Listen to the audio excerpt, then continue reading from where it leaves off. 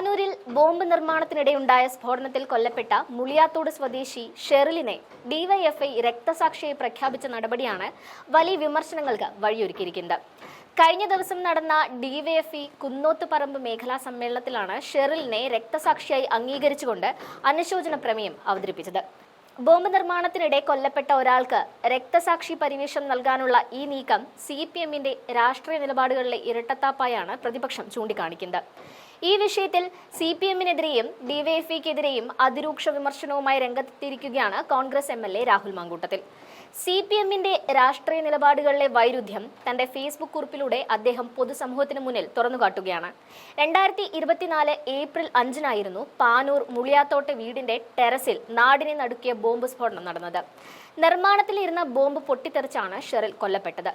സമീപത്ത് ലോക്സഭാ തെരഞ്ഞെടുപ്പ് പ്രക്രിയകൾ പുരോഗമിക്കുന്നതിനിടെയായിരുന്നു സ്ഫോടനം അരങ്ങേറിയത്.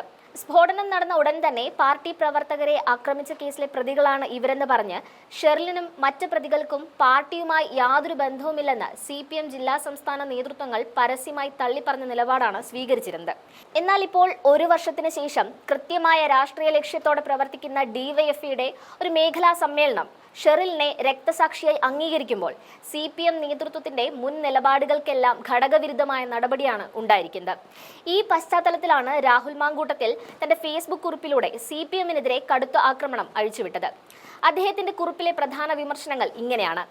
മരണപ്പെട്ട ആൾ എന്തായാലും ഇന്ത്യൻ സേനയ്ക്ക് വേണ്ടിയല്ല ബോംബ് നിർമ്മിച്ചത്, മറിച്ച് CPM എന്ന കൊലയാളി പാർട്ടിക്ക് വേണ്ടിയാണ് എന്ന് അദ്ദേഹം ആരോപിക്കുന്നു.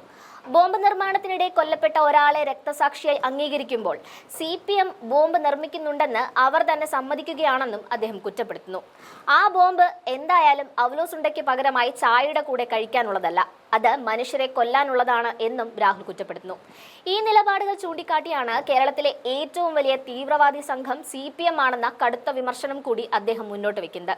കൂടാതെ മുൻ ആരോഗ്യമന്ത്രി KK ശൈലജയുടെ മുൻ നിലപാടിലെ വൈരുദ്ധ്യവും രാഹുൽ മാങ്കൂട്ടത്തിൽ ചൂണ്ടിക്കാണിക്കുന്നു. സ്ഫോടനം നടന്നയുടൻ ഷെറിലിനൊപ്പമുള്ള ചിത്രം പുറത്തു വന്നപ്പോൾ ഫോട്ടോ എടുത്തതുകൊണ്ട് മാത്രം ഒരാൾ പാർട്ടിക്കാരൻ ആകില്ലെന്നായിരുന്നു KK ശൈലജയുടെ പ്രതികരണം. ഈ യുക്തിയെ രാഹുൽ പരിഹസിക്കുന്നത് ഇങ്ങനെയാണ്. ശ്രീമതി ശൈലജയുടെ യുക്തി വെച്ച് മരണം വരെ പാർട്ടിക്കാരൻ അല്ലാത്തൊരാൾ ഇപ്പോൾ പാർട്ടി രക്തസാക്ഷിയാകണമെങ്കിൽ മരണശേഷമാണോ അയാൾക്ക് മെമ്പർഷിപ്പ് കൊടുത്തത്?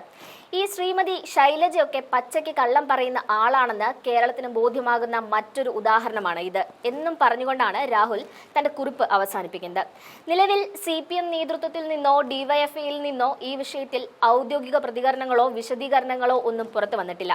എങ്കിലും ബോംബ് നിർമ്മാണത്തിൽ കൊല്ലപ്പെട്ട വ്യക്തിയെ രക്തസാക്ഷിയായി അംഗീകരിച്ച നടപടി CPMന്റെ അക്രമ രാഷ്ട്രീയത്തിനെതിരായ പ്രതിപക്ഷത്തിന്റെ വിമർശനങ്ങൾക്ക് കൂടുതൽ മൂർച്ച നൽകിയിരിക്കുകയാണ്.